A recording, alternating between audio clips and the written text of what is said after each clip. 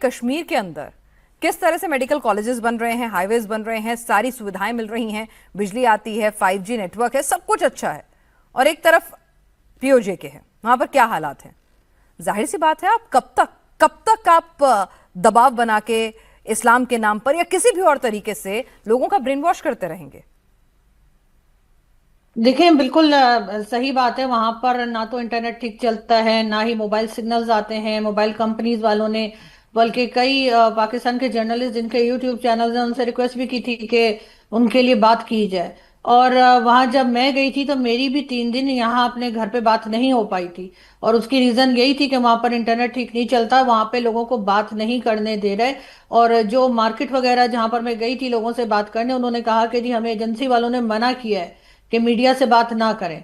हम लोग तो अपने कैमरा और बाकी चीजें भी ऐसे लेकर गए थे जैसे हम पाकिस्तानी मीडिया नहीं इंडियन मीडिया है, कि छुप छुपा के कैमराज रखे थे और जिस तरह से हम रिकॉर्डिंग कर रहे थे तो वो जगह जगह रोका जा रहा था, टोका जा रहा था, ये सब कुछ चल रहा था।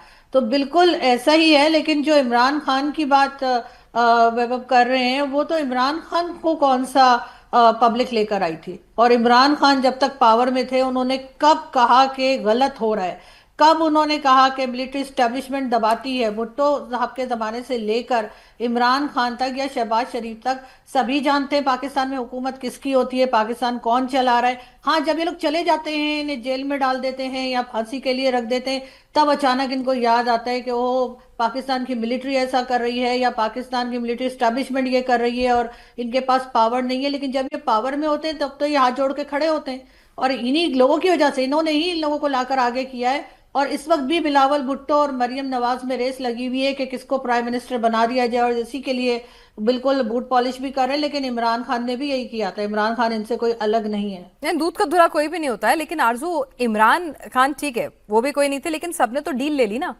डील लेके कोई दुबई चला जाता है, कोई लंदन चला जाता है ना? लेकिन कम से कम मेरा इमरान एक छोटा सामने सा तो खड़ा पॉइंट हुआ है है ना। मेरा। जी जी, प्लीज बोले। मेरा पॉइंट ये है कि आरजू बिल्कुल ठीक कह रही है, और इमरान खान तो पहले वजीर आजम है जिन्हें ये एजाज हासिल है कि उन्होंने आर्मी चीफ को कौम का बाप भी बता दिया था कि आर्मी चीफ जो होता है वो कौम का बाप होता है। ठीक है, तो वो तो खैर मैं उसमें नहीं जा रहा, बट मैं कह रहा हूं कि अगर आप ऐसी बात करेंगे तो फिर जुल्फिकार अली भुट्टो से लेकर के, या इवन फॉर दैट मैटर आप चले जाइए ना, कि उससे भी पहले चले जाइए, तब से लेकर के आज तक जितने भी आए हैं सभी तो उनके लाए हुए हैं ना।